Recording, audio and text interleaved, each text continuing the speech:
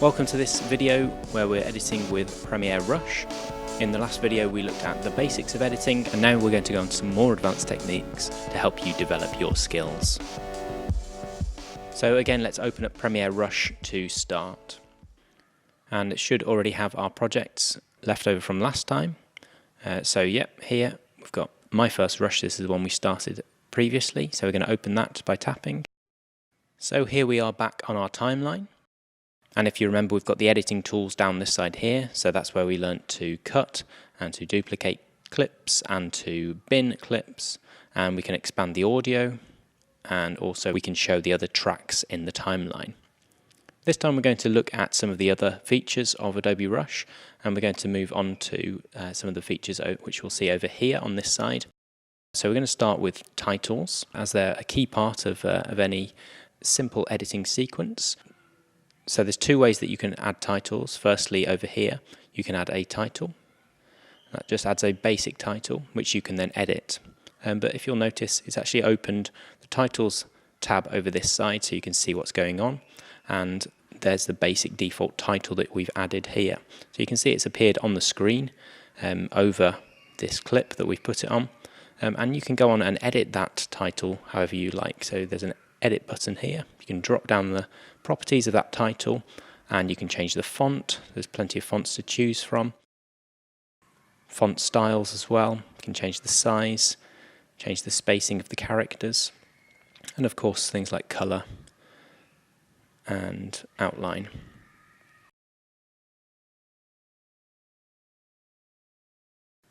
Shadow as well.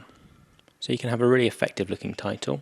If you want to change what the title says, so I'm assuming we're not going to call it title, you just double tap it and books will be our title today. In order to close this tab so we can see what's going on, just press on it again and we can just play that back to see if it looks okay. Yep, okay. Maybe I'll hold it down, move it over because I want it towards the start rather than over that second clip. We can just check how that looks. So you can just use that as your title, but then also there's lots of other options for titles. So if you open the titles tab again, you can scroll down and see the pre-made titles that Adobe has provided, and some of them are even animated.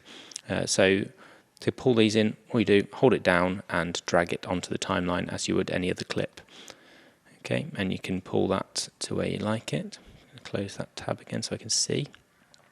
So let's pull this later on so we can just have a look at it there. And then again, we can double tap to edit the text.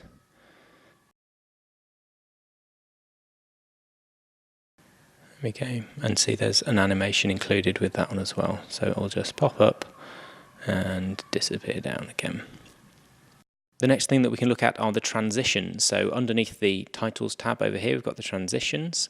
And by default, we're just doing jump cuts between these pieces of footage, and we've got some transition options here, and we can just drag and place that just to the middle or to the side depending on where we want that transition to start. So I'm just going to have it going through the middle, and you'll see here we can define how long that transition takes to take place as well. So I've done a cross dissolve there, and I can also extend that cross dissolve so that that's a slower cross dissolve between those two clips. I can just play that back there. Okay, happy with that. And also there's some other transitions such as dip to black. So I can just pop that on the end of a clip and it'll dip that clip to black before going into the next clip. So moving down the tools on the right hand side, we come to the color editing tab, and this is slightly different in that you don't drag these colors onto the timeline. You are selecting a clip that you want to affect, and then you are choosing how you would like to apply a color. So there's different presets which will change what that clip looks like. So let's try with the mono. Very, very moody. But it's not just these. You can also edit those, so you can create your own presets. And so you've got some real fine control over the exposure, contrast, highlights, and such like. Whether you want to get into the advanced as well, you can have this kind of faded film feel and some vignette. really moody. Not sure that fits in with our book review, but interesting nevertheless. So I've actually got an effect already on this one as well, so I can turn it on and off there. Or if I want to reset, I can go back here, go back to my presets and go to none.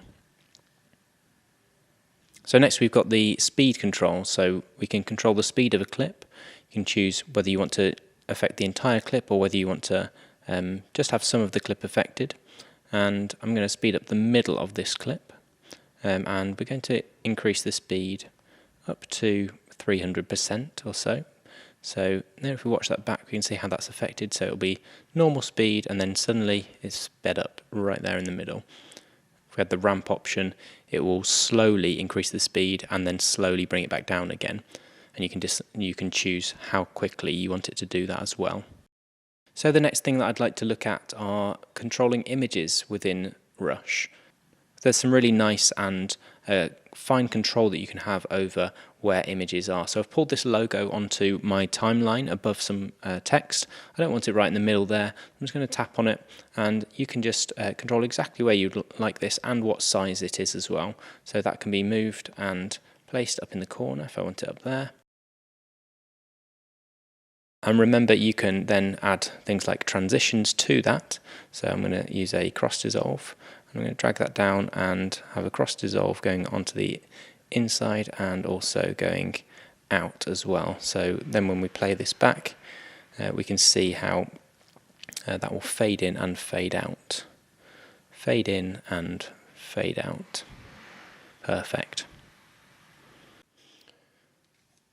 So just a couple more things that I'd like to share with you. So firstly, you've got some volume controls over this side. So whichever clip is selected, you've got some things like mute, so you can take the sound off there.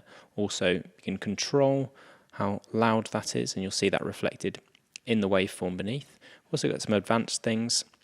So like we've said in the previous video, Rush actually auto-detects what type of sound this is. So if it's mistyped that, you can change what it is, or if it's a clip that you've just put in. So we're going to keep that as voice, and it's going to auto volume.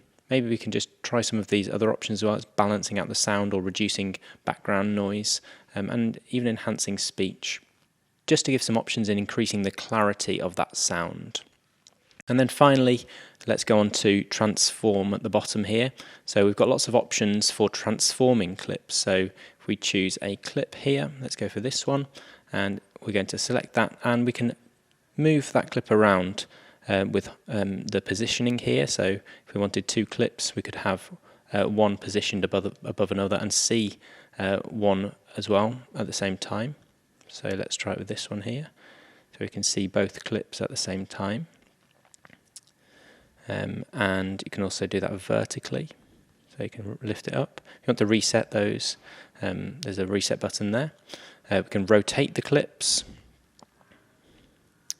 and also there's opacity control, so you can see clips through other clips.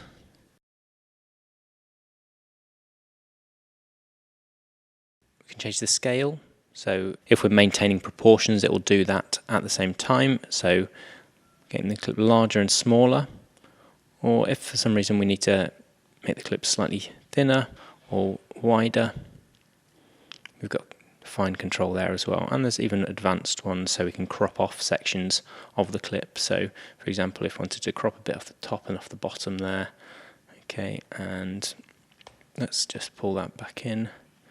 I think I want to get rid of that transition. And I'm probably just going to reset the the speed, reset the speed as well, so we can see that properly. And let's just have a look at that now. Just see some interesting effects going on there, and you can play with those kind of things. We're just going to look briefly at how to export and share your video too. So up here next to the edit function, you've got share, and so you've got quality settings. You can choose exactly what quality this is going to be. So if you want high quality video, we're going to go for 1080p. So you get 3 free exports if you're a new Rush user, so definitely take advantage of that. And so then down here you can click export, and you can wait for it to render, and you can choose to share to social media once you've got through that render process. And of course, don't forget to tag Lit Film Fest. So that's it for our more advanced editing with Adobe Rush. I hope you've enjoyed this video.